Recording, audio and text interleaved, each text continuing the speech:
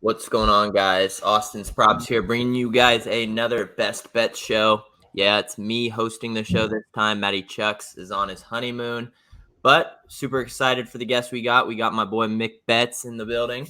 Yes, Mike, happy to be here. Mike, how you doing? Good. Congrats to Maddie on the nuptials, Yeah, and man. I hope he's enjoying the honeymoon. Yeah, me too. Part of me is ready for that to be over, though. It's been a while since we've been able to have a consistent schedule, but we're making it do. He's almost done. He only gets married once, That's hopefully. right. God willing.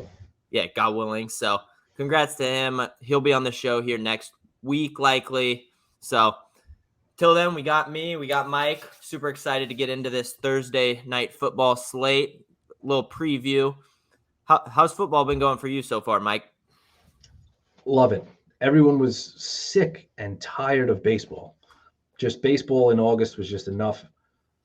Couldn't be happier. I think we might actually get a good primetime game Thursday night. Finally.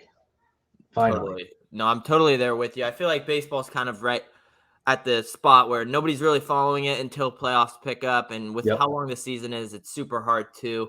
So it's refreshing having NFL back, and I mean this might be the most exciting I've been for a primetime matchup. 2-2-1 teams.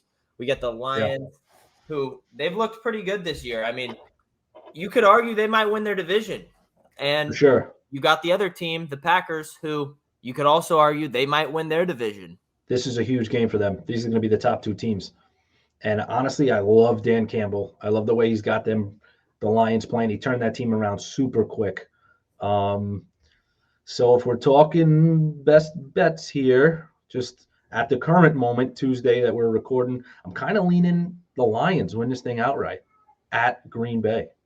Yeah, and I mean, I'm right there with you. I think this game is going to be super exciting because of how optimistic everyone is. You're not really sure with what's going to happen. You know what I mean? And I think the books show that currently right now, most of the lines are like minus 110, minus 120 for either team, So it kind of just shows that, hey, even Vegas is a little uncertain with this one, which are typically Yep. my favorite type of games because usually you can kind of exploit that. But Yep. Early spread here, -1.5. You're laying a little bit on both sides, even if you're taking the Packers with the points at +1.5, it's -118. And if you're taking the Lions -1.5, it's -104. So the books are really down the middle here. And on FanDuel anyway, it's -116 money line Lions and -102 money line Packers. So they're pretty split. They're gonna charge you no matter where you're putting your money for this one at the current time.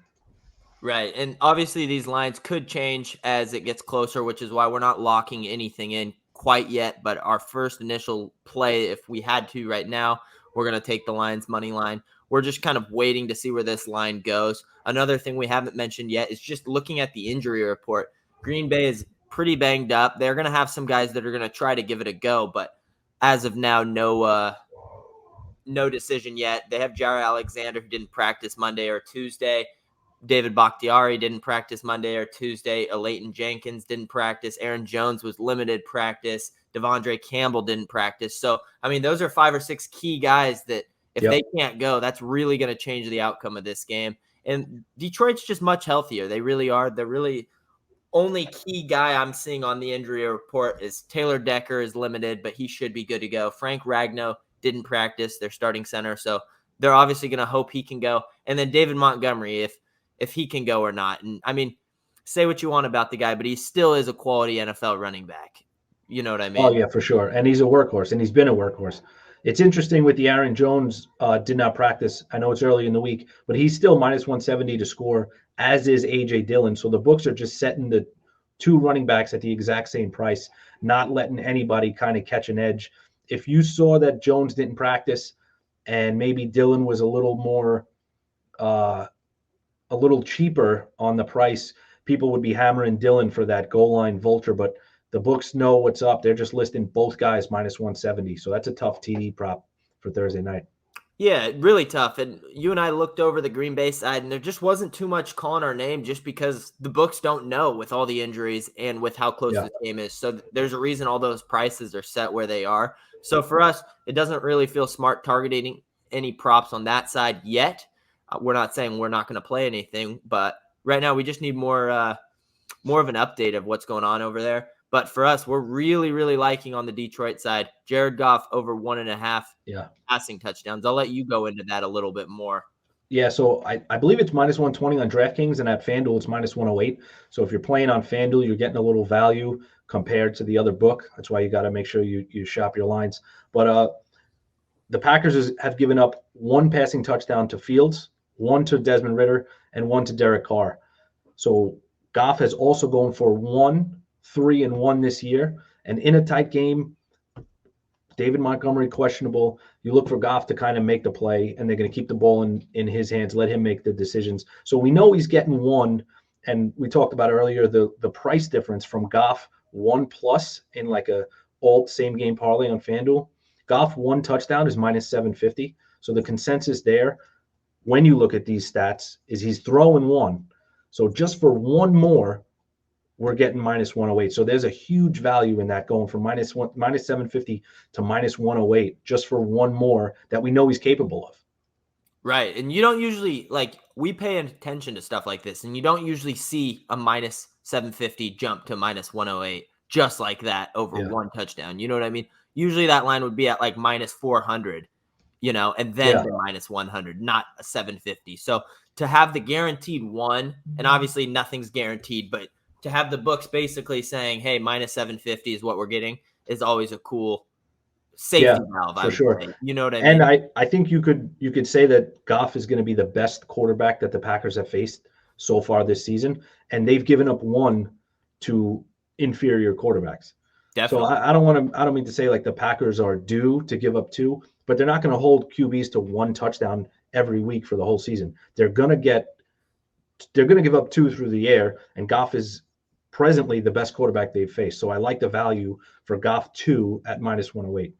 100%. And I also think they haven't really faced a quality play action quarterback like Goff. And I think that could catch them slipping a little bit, especially something they could sprinkle in the goal line. You know what I mean? Maybe you see a tight end sink out just because if Montgomery doesn't play, they don't really want to force Jahmyr Gibbs to take that red zone work. Sure, he's capable of it, but ideally you don't want him taking those hits with all those guys up in the red zone like that. And so I think Jared Goff just at minus 120 to get 1.5 touchdowns, I really like. And I also like that the books have his line set at 261 passing yards right now, meaning he's going to throw the rock. That's higher than what he usually has been at so far. And this Packers team has some good players, but if Jair Alexander can't go, I love the upside. You know what I mean? I just love Amon-Ra St. Brown one-on-one with any of those guys. But even if he can go, I still am playing this at 1.5 passing touchdowns. Yeah, and these guys Laporta's been great, and you always have the deep threat with St. Brown and Jahmyr Gibbs. His biggest asset coming out was his ability to catch the ball out of the backfield. So he might even throw one to him. So there's 3 different targets that he's going to have going against this Packers defense. Again, for the value there, I like it. It's kind of like a baseline. Yeah, totally. And he's not going to run the ball. Like, he's not a rushing quarterback, really. You know what I mean? So you don't have to really worry about losing one there. There's just a lot of ways this can go over, and I think it's the safest spot you can target right now, because with a lot of these games, especially on primetime, especially the good teams that have a bunch of different role players that are gadget players and stuff like that, it's sometimes tough to target props because you never know if the guy's going to get his 4 receptions or 67 yards. You know what I mean? Like, you don't know the game script. So it's safer, in my opinion, to target quarterbacks because at least at the end of the day, your guy's getting the ball and touching the ball every single play. He's going to be out there to give you a chance. You know what I mean? Sometimes you'll take Laporta, right? He's been great. He could be who the Packers schemed against all week, and they could say, hey, we're taking him out of the game, and your guy, Sam Laporta, could have 2 catches and be doing cardio the whole game, and you didn't even get a chance. You know what I mean? So another good reason here for me is with the spread at minus 1.5, division game, short week. I don't see this game getting out of control in the fourth quarter where the Lions would just be handing the ball off and kind of milking the clock. It's going to be tight. They're going to need first downs. They're going to need points. So Jared Goff, if we were doing a kind of, I guess this is the best bet show, if that's where I would lean as well with you, Jared Goff over 1.5 passing touchdowns. Totally. So just going over it right now, nothing official, but likely will be official. You'll see it on our pages once it gets closer to game time.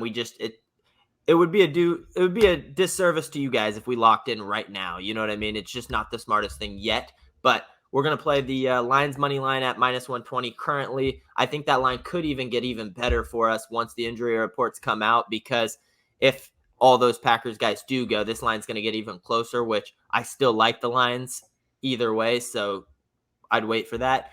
And then Jared Goff -108, I believe, is what we're seeing. But the line's On FanDuel. Yeah, on FanDuel at over 1.5 passing touchdowns. So, Mike, thanks for coming on the show, man. It's been a pleasure. I'm sure we'll have you on here again.